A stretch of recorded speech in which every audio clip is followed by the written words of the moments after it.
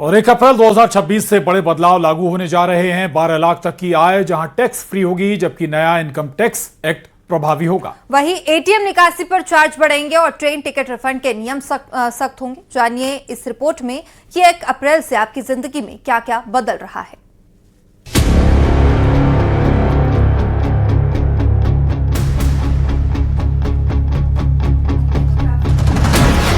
कई बदलाव के साथ आ रहा है अप्रैल।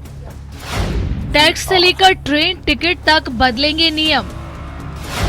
एटीएम निकासी पर भी बढ़ेंगे चार्ज।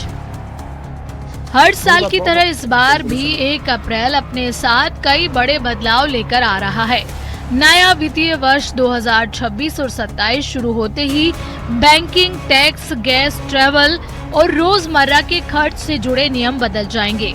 इन बदलावों का असर सीधे आपकी जेब और बजट पर पड़ेगा। इनमें से कुछ बदलाव आपकी जेब को राहत देंगे, तो कुछ के लिए आपको थोड़ा ज्यादा खर्च करना पड़ सकता है। सबसे पहले बात नए टैक्स सिस्टम की। 1961 से चले आ रहे पुराने टैक्स एक्ट की जगह अब इनकम टैक्स एक्ट 2025 ले लेगा। अब असेसमेंट ईयर और प्रीवियस ईयर जैसे उलझाने वाले शब्दों की छुट्टी हो जाएगी और इसकी जगह सिर्फ एक टैक्स ईयर होगा। दूसरा बदलाव जो होने जा रहा है वो है 12 लाख तक की कमाई पर नो टैक्स। नए टैक्स रिजीम में बड़ी राहत दी गई है।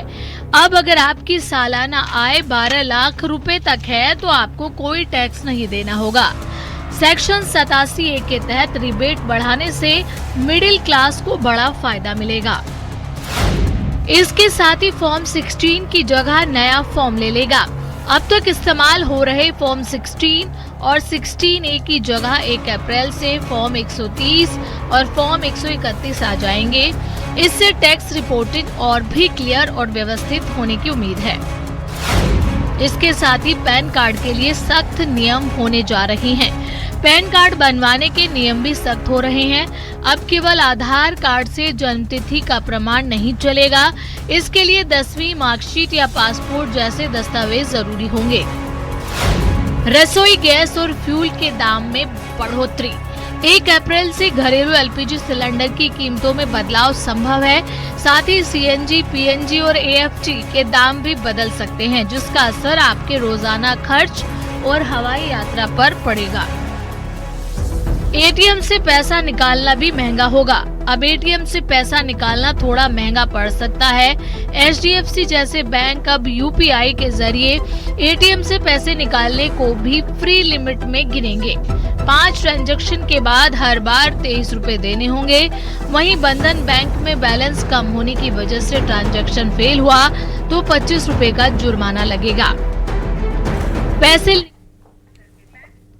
और चले अब आपको बताते हैं, नए वित्तीय वर्ष की शुरुआत के साथ 1 अप्रैल से मध्य प्रदेश में भी आम लोगों की जेब और दिनचर्या दोनों पर असर डालने वाले कई बड़े बदलाव लागू होने जा रहे हैं। तो इस बार सबसे बड़ा असर बिजली बिल, प्रॉपर्टी रजिस्ट्री और कचरा प्रबंधन पर दिखाई देगा। प्रदेश में 1 अप्रैल से बिजली महंगी होने जा रही है। औसतन 5% तक बिजली की दरों में बढ़ोतरी होगी और अब 200 यूनिट पर करीब 80 रुपए ज्यादा देने होंगे। वहीं 400 यूनिट पर 150 रुपए से ज्यादा देने होंगे। इतना ही नहीं, राजधानी भोपाल में प्रॉपर्टी खरीदना भी महंगा हो जाएगा। कलेक्टर गाइडलाइन पर करीब 12% की बढ़ोतरी होगी। रेट बढ़ने से भोपाल में प्रॉपर्टी की रजिस्ट्री पर खर्च भी बढ़ जाएगा और भारतीय रेलवे रिजर्वेशन के नियमों में भी अप्रैल की शुरुआत से बदलाव होने जा रहा है। और सरकार टैक्स सिस्टम में बदलाव करने जा रही है। अब लोगों के लिए टैक्स जमा कराने की प्रक्रिया आसान होने जा रही है। और तो एक तरफ छत्तीसगढ़ नक्सल मुक्त हो चुका है, तो वहीं दूसरी ओर अब श्रेय की सियासत भी देखने को मिल रही है। कांग्रेस का कहना है कि उनकी नीतियों के कारण नक्सलवाद से लड़ाई आसान हुई। इधर से विष्णुदेव साय ने खुद सामने आकर कांग्रेस के बयानों का पर पलटवार किया।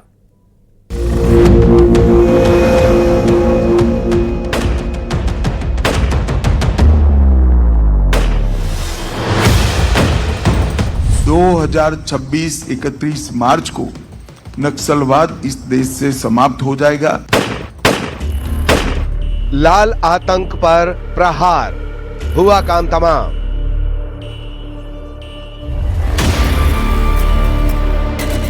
नक्सलवाद से जंग, पूरा हुआ शाह का प्रण।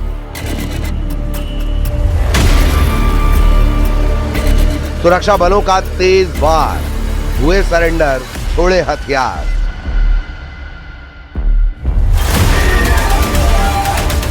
शाह की डेडलाइन, नक्सलियों की खत्म हेडलाइन। 2026 31 मार्च को नक्सलवाद इस देश से समाप्त हो जाएगा। जिस तारीख के साथ केंद्रीय गृह मंत्री अमित शाह ने नक्सलवाद की डेडलाइन तय की थी, आज वही तारीख है। जिस दिन नक्सलियों के अंत की बात कही थी, आज वही तारीख है। जिस दिन छत्तीसगढ़ को लाल आतंक के साए से आजादी मिलने की बात कही थी, आज वही तारीख है। ये एक तारीख नहीं थी, बल्कि उन नक्सलियों को साफ तौर पर चेतावनी थी कि नहीं सुधरे तो अंत करीब है। और हुआ भी ऐसा ही। एक तरफ जहां सुरक्षा बलों का तेज अभियान हुआ, तो वहीं दूसरी तरफ सरकार ने ऐसी योजना बनाई कि नक्सलियों ने सरेंडर करने का विकल्प बेहतर माना और आज नतीजा सामने है। जिन जंगलों के पेड़ों की हर सरसराहट में कभी खतरे की आहट छिपी होती थी, जहां पत्तों पर गिरती बारिश की बूंदें भी गोलियों की आवाज जैसी लगती थीं, बस्तर, दंतेवाड़ा, सुकमा, जगदलपुर, देश के नक्शे पर फैले ये घने साए कभी सिर्फ जंगल नहीं थे, ये वो किले थे जहां कानून की पहुंच खत्म हो जाती थी और बंदूक का राज शुरू होता था। आज उन जंगलों में सड़कें बन रही हैं, स्कूल खुल रहे हैं।